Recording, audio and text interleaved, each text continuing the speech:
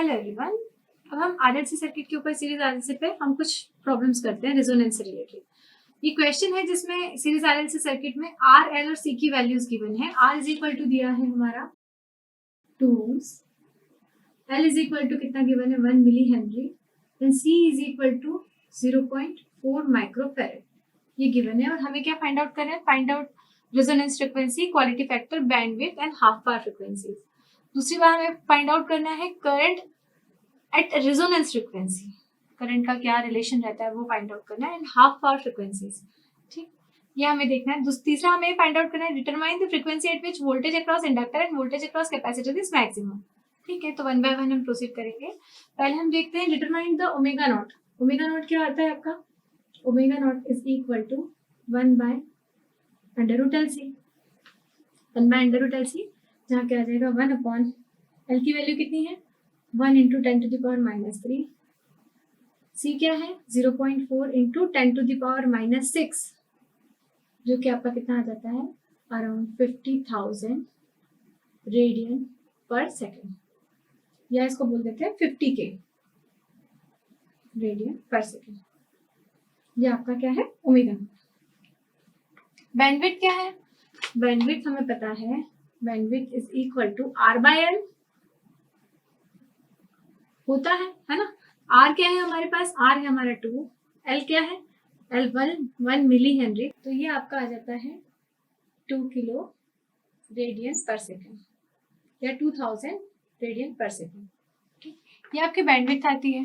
Lower half power frequency क्या होती है? लोअर हाफ पावर फ्रीक्वेंसी होती है omega naught minus bandwidth divided by 2 which is equal to omega naught कितना निकल गया है 50K minus 2K by 2 which is equal to 49K, इतने रेडियन पर सेकेंड आपकी लोअर हाफ पावर फ्रीक्वेंसी या lower cut off frequency भी इसको बोलते हैं। ठीक, अपर कट ऑफ फ्रीक्वेंसी या अपर हाफ पावर फ्रीक्वेंसी क्या हो जाएगी? Omega naught plus bandwidth divided by 2, ये कितना था 50K, ये कितना है 2K by 2, so it is equal to 51K radian per second. ये आपकी क्या आती है?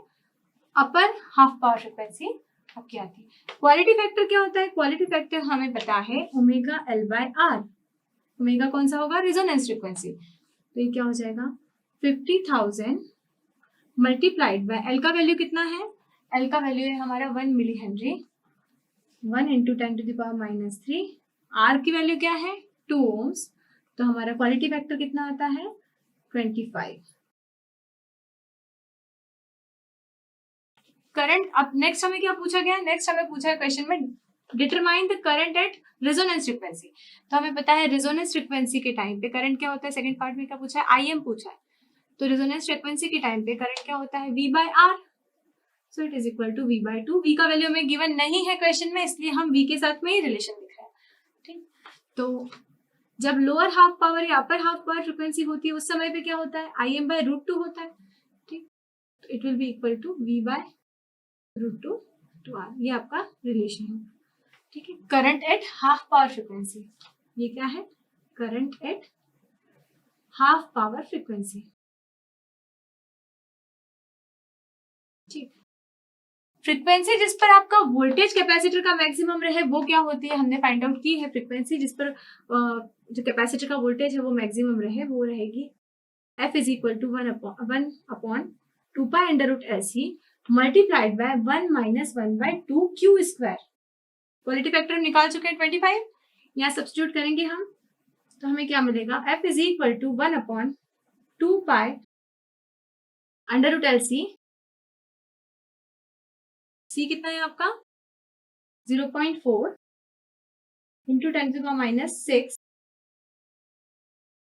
Under root of 1 minus 1 by 2 into 25 square, जो कि आपका कितना निकल के आता है? It is equal to 7958.59 approximately. इतने फ्रीक्वेंसी पर या इतनी फ्रीक्वेंसी की वैल्यू पर जो आपका कैपेसिटर का वोल्टेज रहेगा वो मैक्सिमम रहेगा। नेक्स्ट हमसे पूछा है frequency at which voltage across inductor is maximum.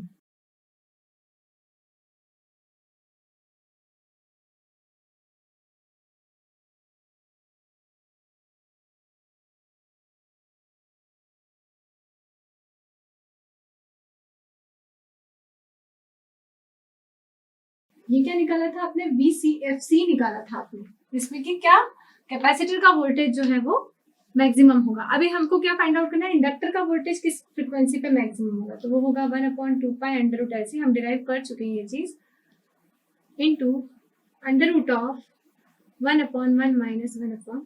1/2q²। यहाँ हमें क्वालिटी फैक्टर और सारी बाकी की LNC कंपनी सबकी वैल्यूज पता है। जब आप इसे कैलकुलेट करते हैं तो ये अराउंड आता है 7960.93 हर्ट्ज, जो कि अगेन रेजोनेंस फ्रीक्वेंसी के पास है।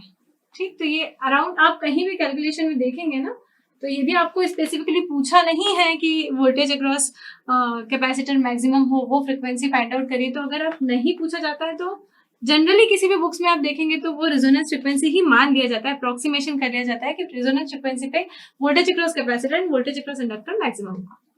यदि आपको स्पेसिफिकली ये पूछा जाता है, नहीं पूछा जाता है, तो आप अज्यूम करेंगे कि वो लगभग रेजोनेंस फ्रीक्वेंसी पर ही मैक्सिमम होता है, लेकिन एक्चुअल अगर प्रिसाइजली पूछा जाता है तो आप वो फ्रीक्वेंसीज फाइंड आउट करके दिखा सकते हैं।